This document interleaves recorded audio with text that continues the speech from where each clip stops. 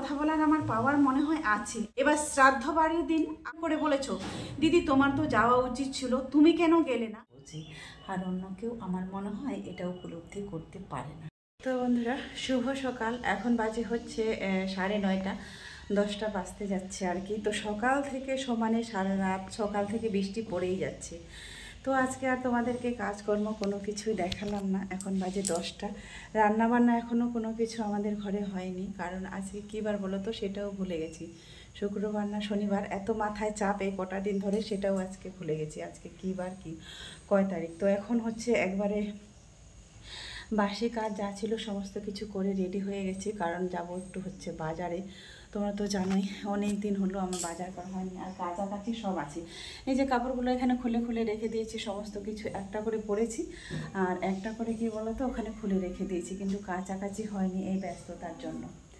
আজকে যেহেতু ওরা স্কুল যাবে না, তো উঠেছে দেরি করে, এইমাত্র উঠলো। রিয়া ওইটা করে, ওর একটু শরীর খারাপ কাল থেকে, তো শুয়েই আছি। তো চলো বাজার। সকাল থেকে কিন্তু সমানে বৃষ্টি পড়েই যাচ্ছে। আজকে ভাবলাম এই আমার হচ্ছে মিনি গার্ডেনটা একটু তোমাদেরকে দেরি করে দেখাবো, কারণ কি বলো তো ফুলগুলো হচ্ছে একটু দেরিতেই ফোটে, আর এই যে এইমাত্র ফুটলো। তো ভাবলাম একবারে যখন ফুলটা ফুটবে তখন আমি তোমাদেরকে দেখাবো। তো চলো আজকে এই যে আজকে আরও বেশিরভাগ না ফুটলেও কি বলো তো যে যেই কটা করেই ফুটেছে, তো যাই হোক অল্প অল্প করেই এখন হয়। আর বর্ষার সময় বেশিরভাগ করেগুলো পচেই যাচ্ছে। আর গাছটার হচ্ছে চেহারা, মানে কেউ ভাববে যে মনে হয় এখানে সার প্রয়োগ করেছি, আসলে কোনো কিছুই করিনি। যেটা নতুনটা রিয়া নিয়ে এসেছিলো লালটা, এই যে সেটাও ফুটেছে। সব থেকে আমার হচ্ছে এই কালারটা বেশি ভালো লেগেছিল। চলো গোছাগুছি কিন্তু এটা এসে করব, সমস্ত কিছু থেকেই গেল গোছাগুছি। আর এখন হচ্ছে চলো বাজারে যাই।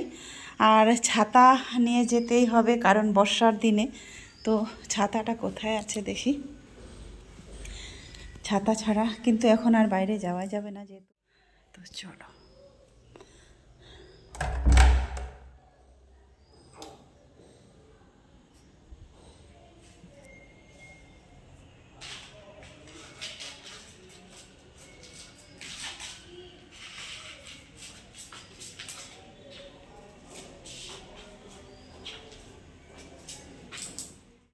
এই যে রাস্তায় আছি, বাজারে বেরিয়ে গেছি, আর আমার সঙ্গে যাচ্ছে হচ্ছে রাজিয়া। তো চলো, এটা হচ্ছে ক্ষুদিরাম মিউজিয়ামের রাস্তা। আজকে হচ্ছে এই রাস্তাটা দিয়ে এলাম, পেছনটা আমি পার হয়ে গেছি। এটা হচ্ছে হবিবপুর, হবিবপুরেই থাকি।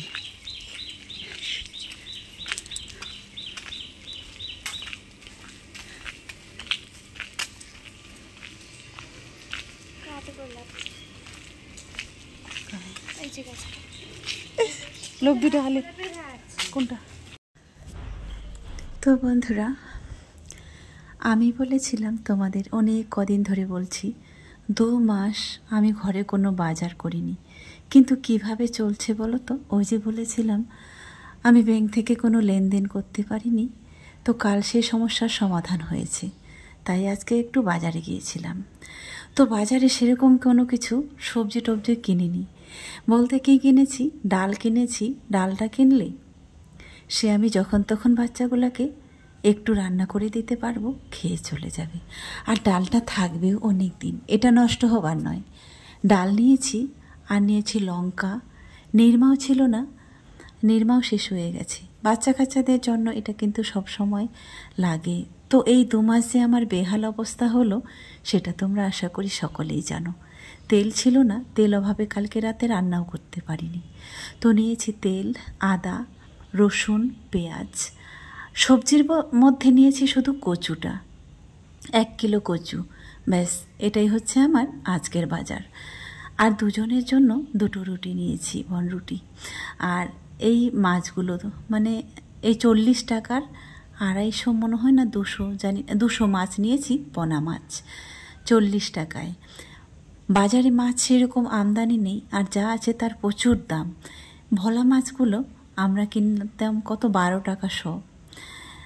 বড় সাইজটাও মোটামুটি সেরকমই। আজকে দেখি এই বড় সাইজের মাছটা 300 টাকা কিলো। মানে ভাবা যায় শাক সবজি দাম কোথায় উঠেছে। তো যাই হোক, শাক সবজি না হয় বর্ষার কারণে হয়নি, সেটা মানলাম। বর্ষায় একটু কম হয়, গাছপালা সমস্ত কিছু মরে যায়। মাছটার কী কারণে এত দাম বেড়েছে সেটা কিন্তু আমি বুঝতেই পারলাম না বন্ধুরা। চলো, মাছটা ধোয়া হয়ে গেছে। যেহেতু আমি স্নান করে গিয়েছিলাম, এসে কিন্তু ড্রেসটাও চেঞ্জ করার সময় পাইনি। এই কটা দিন যে ধকল যাচ্ছে আর মানে বলে বোঝাতে পারবো না তোমাদেরকে। হ্যাঁ, তোমরা এবার বলতে পারো দুটো তো বাচ্চা, ঘরে আর কি কাজ। এটাই আমার কাছে বিশাল। বাড়ির সমস্ত কিছু কাজকর্ম চুকিয়ে যেতে হয় আমার সংসারের জন্য, আমাকেই ইনকাম করার জন্য। আমাকে তো টিউশনি করাতেই হয়, তারপরে ভিডিও শ্যুট করো, এডিট করো, আপলোড দাও, বাচ্চাদের রান্না বান্না করে খাইয়ে স্কুলে পাঠাও। এক একদিন আবার যখন রাত হয়ে যায় আনতেও যেতে হয়, কারণ ওরা তো মেয়ে মানুষ। ছেলে হলে হয়তো এতটা টেনশন থাকতো না, মেয়ে হলে তো ঘুম হয় না চোখে। একটু রাত হলেই 7টা 8টা বাজলে কখন আসবে এই চিন্তায় সারাক্ষণ মাথা ভরা একটা চিন্তা থাকে। যে মগটা দেখালাম এটা হচ্ছে নির্মার সঙ্গে আজকে ফ্রি পেয়েছি। তো নির্মা তো আমি মল থেকে নিয়ে আসতাম, একটার সঙ্গে একটা ফ্রি। তো যাই হোক, ওই যে বললাম 2 মাস ধরে আমার কোনো বাজার করাই হয়নি, তাই ঘরে কোনো কেনাকাটাই হয়নি। যখন বাজারে যাই রিয়া বলল, মা কোনো কিছু আনো বা নাই আনো কিন্তু নির্মাটা নিয়ে আসবে, আমার কাপড় কাচা বাকি আছে। তো চলো, তো তোমাদেরকে যেটা বলছিলাম, একটু রাত হলেই কিন্তু চিন্তা হয় যে কেন আসলো না, কেন আসেনি, একটু এগিয়ে যেতে হবে। তো যখন আমরা টিউশনে যখন আনতে যাই, যখন সমস্ত মায়েরা দাঁড়িয়ে থাকি, তখন আমরা যখন বলি আমার মেয়ে তো তাই হয়তো এসেছি, ছেলে হলে আসতাম না। কিন্তু একজন, বিশ্বাস করো বন্ধুরা, একজন ছেলের মাও সেম কথাই বলে। ছেলে আর মেয়ে দুজনেরই কিন্তু চিন্তা ভাবনা থাকে। ছেলেদেরও আজকাল টেক কেয়ার করতে হয়, কোথায় কি করছে, কি খাচ্ছে না খাচ্ছে, এরকম ধরনের একটা টেনশন সব মায়েদের থাকে। আর আমি ভাবি মনে হয় যাদের ছেলে তারা হয়তো অতটা ভাবেনি, কিন্তু না, সন্তান হয়েছে বাবা মাদের চিন্তা টেনশন করতেই হবে। কখন আসলো, কখন গেল, কি খেলো না খেলো, সব মিলিয়ে যেন মায়েদের মাথার উপরে একটা বোঝা থেকে যায়। তো এই জন্য আমার কখনো ছুটি নেই। যখন শুধু শরীর খারাপ হয়, অসুস্থ হই, তখনই মাত্র একটু রেস্ট নিতে পারি, তখনই হয়তো শুয়ে থাকতে পারি। কিন্তু এই চলন্ত ইঞ্জিনটা, দেহ নামের ইঞ্জিনটা যতক্ষণ পর্যন্ত চলতে থাকে ততক্ষণ পর্যন্ত কিন্তু তার রেস্ট নেওয়ার বিন্দুমাত্র সময় থাকে না। এই তো সকাল থেকে যখন উঠেছি 5 মিনিটও তো বসার এখনো পর্যন্ত সময় হয়নি। এই ছোট্ট তেলের শিশিটা কালকে রাত্রিবেলায় এনেছিলাম, এটাই নাকি 28 টাকা। যারা ইনকাম করতে পারছে না তারাই শুধু বোঝে যে সংসারের খরচ চালানোর আর দায় দায়িত্বটা তার উপরে কতটা ভারী, তাই না? চলো, ফাইনালি রান্না হয়েই গেল তরকারিটা। আর কুঁদরি বেশি ছিল না, অল্প একটু ছিল, ওইটাই ভাজা করে নিয়েছি। মাছ আনলে আমার জন্য 2টো ভর্তা করেই আমি, এটুকু আমার ভালো লাগে। তো চলো এবার খাওয়া দাওয়ার পালা। এই কচু দিয়ে মাছ অন্যান্য বছর এতবার খাইনি, কিন্তু ওই যে নিজে বাজারে গেলে একটু আমি আমার পছন্দ মতোই কিনে নিয়ে আসি। নিজে বলতে আমিই তো যাই, তাই না? আর ওই যে আমাদেরকে বাজার দেয়, সেটা তো তোমরা জানোই। এই মাত্রই হচ্ছে খাওয়া দাওয়া সমস্ত কিছু কমপ্লিট হলো। আর রাজিয়ার তো পরীক্ষা, ও যাবে পরীক্ষা দিতে। এখন কটা বাজে? 1:12। ওর হচ্ছে 2:30 পরীক্ষা। তো রেডি হচ্ছে, বের হবে। আর খাওয়া দাওয়া হলো এইমাত্র, সবাই মিলে খেয়ে নিলাম, যেহেতু দেরিতে স্কুল হচ্ছে। রিয়া খায়নি, ওর হচ্ছে একটু শরীর খারাপ, ও শুয়ে আছে, ওষুধ আনা হয়নি এখনও। তো বললাম খেতে, বলছে মা আমি পরে খাবো। এই যে সকাল থেকে মানে সেই যে 7টা উঠেছি, 6টায় উঠেছি, 7টা পর্যন্ত শুরু করেছি। কাল থেকে এমন দিনটা যাচ্ছে আর বলে বোঝাতে পারবো না। কাল থেকে পরিস্থিতিটা এমন হয়ে গেছে, কালকেও সেম 9টায় বেরিয়েছিলাম, সারা দিন ঘুরতে ঘুরতে রাত্রে একদম কটায় 6টা কিংবা 5টার দিকে ফ্রি হয়েছিলাম। আর আজকেও এরকম এই যে শুরু করেছি। ওকে স্কুলে পাঠাবো, ও যদি একা না যেতে চায় তাহলে ওর সঙ্গে যেতে হবে, আর যদি হয় ও বলে যে আমার সঙ্গে যেতে হবে তাহলে ওর সঙ্গে যেতে হবে। ওকে ছাড়বো, ওকে ছেড়ে আসবো, তারপরে বাড়ির আরও কি কাছাকাছি আছে এগুলো দেখবো, তারপরে একটু রেস্ট নিব। এখন ভাবছি একটু রেস্ট নিব, ড্রেসটা খুলিনি, যদি যেতে হয় এভাবেই চলে যাব, তারপরে এসে রেস্ট নিব। তো 2 মেয়েকে নিয়ে আমার বাইরের যে জীবনযাপনটা, ওপরে যারা দেখতে পাচ্ছ খুবই ভালো আছি, আসলে না, তার ভিতরে কিন্তু অনেক কষ্টের আছে। আমি কি বলি, প্রায় বলি, সোশ্যাল মিডিয়াতে কিন্তু সবসময় আমরা সব কিছু শেয়ার করি না, যতটুকু পারি ততটুকুই শেয়ার করি। একটা মানুষের ক্লান্তি, আর এই যে একটা সংসার চলে 2টো বাচ্চা নিয়ে, যেখানে একজন পুরুষ মানুষ থাকে না, সংসারের যে ছায়া, যে দায়িত্বটা নেওয়ার মতো, যাকে আমি এই যে হাতে ধরে ব্যাগটা ধরিয়ে দিব যে যাও আজকে বাজারটা নিয়ে আসো, সেই মানুষটা যার কাছে থাকে না, একমাত্র সেই মহিলাটাই বোঝে পৃথিবীতে বেঁচে থাকা, 2 মেয়েকে নিয়ে সংসার করে বেঁচে থাকা যাতে কতটা কষ্টকর, সেই মহিলাটাই শুধু বোঝে। আর অন্য কেউ আমার মনে হয় এটা উপলব্ধি করতে পারে না। তো বন্ধুরা, তোমরা যারা কমেন্ট করেছো, কয়েকজন কমেন্ট করেছো, সেই কমেন্টগুলোরে আজকে রিপ্লাই দিতে এলাম। তো একজন বলেছো যে তুমি শুধু প্রিয়াকে নিয়ে ভিডিও করো আর থাম্বনেলে শুধু ওর ছবি ইউজ করো। তারপরে আরও বলেছো যে তারপরে আমি যখন বললাম যে হ্যাঁ গো, তখন তারপরে বলেছো যে ওকে নিয়ে ভিডিও করো, ওর টাইটেল ব্যবহার করো, আমি ওর বাড়ির একজন।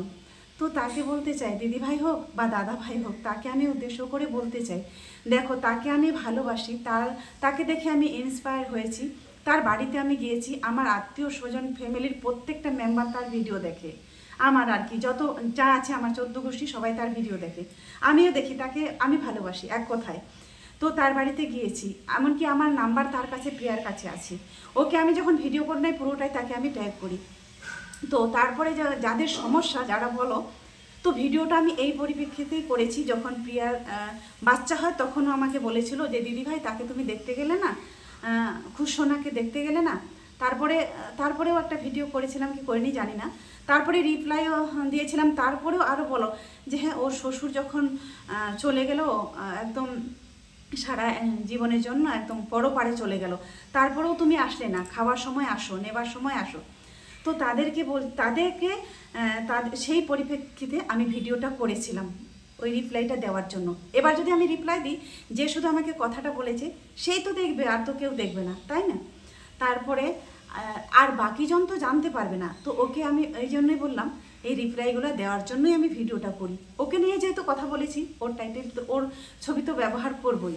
তারপরে বলি, প্রিয়ার যদি কোনো অসুবিধা থাকতো কিংবা থেকে থাকে, এবার বলছো ওর বাড়ির আমি একজন, তো দেখো ডোনারও নাম্বার আমার কাছে আছে, তারপরে হচ্ছে প্রিয়ারও নাম্বার, সবার নাম্বার তো আমার কাছে আছে।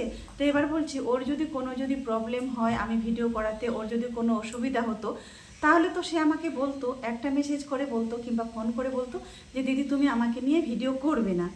তো এর আগে যখন আয়ুষের জন্য যখন সে নিজেই বলেছিল তোমরা যদি কেউ ভিডিও করো তাহলে আমাকে নিয়ে করতে পারো, সেটাও বলেছিল, সেটাও আমি দেখেছিলাম। এমনকি ওর একটা ভিডিও বাদ নাই যে আমি দেখি না। তো আমি শুধু এটাই বলবো, এবারও যদি প্রিয়া যদি দেখে থাকে ভিডিওটা, তাকে তো আমি ট্যাগ করি সব সময়। তো আজকেও রিকোয়েস্ট করবো, যদি ভিডিওটা দেখে থাকো, তাহলে যদি তোমার যদি কোনো সমস্যা হয়, তোমাকে নিয়ে আমি যখন ভিডিও করেছি, বানিয়েছি, প্রবলেম যদি হয়, কী কারণে বানিয়েছি সেটাও আমি বললাম, তাহলে তুমি আমাকে স্পষ্ট বলে দিতে পারো একটা SMS করে যে দিদি তুমি আর আমাকে নিয়ে ভিডিও করবে না, তাহলে হয়তো আমি আর তোমাকে নিয়ে ভিডিও করব না। আমি একটাই কথা বললাম, আবারও রিকোয়েস্ট করছি, ওকে দেখে আমি ইন্সপায়ার হয়েছি। তারপরে আমার সবাই ওর ভিডিও দেখে, ওকে আমি ভালোবাসি। এবার আমি যাকে ভালোবাসি তাকে নিয়ে কথা বলার মনে হয় আমার অধিকার আছে, তাকে নিয়ে কথা বলার আমার পাওয়ার মনে হয় আছে, আমি মনে করি। তারপরে এবার তোমরা যারা বলো, এবার তোমাদের ব্যাপার। আজকে তাই আবারও ওই কথার পরিপ্রেক্ষিতে তোমাদের কমেন্টগুলো দিয়ে দিব এই জন্যই আমি ভিডিওটা করলাম। এবার শ্রাদ্ধ বাড়ির দিন আবার একজন তাও কমেন্ট করে বলেছো, দিদি তোমার তো যাওয়া উচিত ছিল, তুমি কেন গেলে না? এবার আমি যখন একজনকে রিপ্লাই দিয়ে দিই এত দূর থেকে আমার যাওয়া সম্ভব না, তারপরে দেখলাম আরও 4-5 জন কমেন্ট করে বসে আছে, কিন্তু সবাইকে তো আমি এক কথা বারবার বলতে পারি না। এই জন্যই আমি ভিডিওটা করে থাকি, কিংবা করার প্রয়োজন আমার এই জন্যই মনে হয়। তো চলো আজকের মতো শেষ করছি। অবশ্যই আজকে তোমরা কমেন্ট করে জানাবে আমি ভুল করেছি তাকে নিয়ে ভিডিও করে, না ঠিক করেছি। একটা দিদি তারপরেও আবার কমেন্ট করে তাকে রিপ্লাই দিয়েছো, যে তারপরে বলেছো, রিপ্লাই দিয়েছে দিদিটা, যাকে ভালোবাসে তাকে নিয়ে তো কথা বলবেই, তাতে তোমার সমস্যা কি? তো যাই হোক, তোমরা হয়তো এরকম 4 জন হয়তো আছো যারা হয়তো সহ্য করতে পারোনি, কিন্তু 3 জন আছে যে আমাকে সহ্য করতে পারে, কিংবা আরও কিছু জন আছে যারা আমাকে ভালোবাসে। তো এইটা হচ্ছে সোশ্যাল মিডিয়া। আর একটা মানুষ পৃথিবীতে সবার কাছে ভালো হতে পারবে না, আমি এইটুকু জানি। আবার একটা মানুষকে সবাই ঘৃণা করলেও হয়তো কিছু লোক আছে তাকে ভালোবাসার, আমি এইটুকু জানি। তো ওকে ভালোবেসেই আমি ভিডিওটা করেছিলাম, কোনো ভুল কিছু বলিনি আর খারাপ কিছু বলিনি ভিডিওটা করাতে।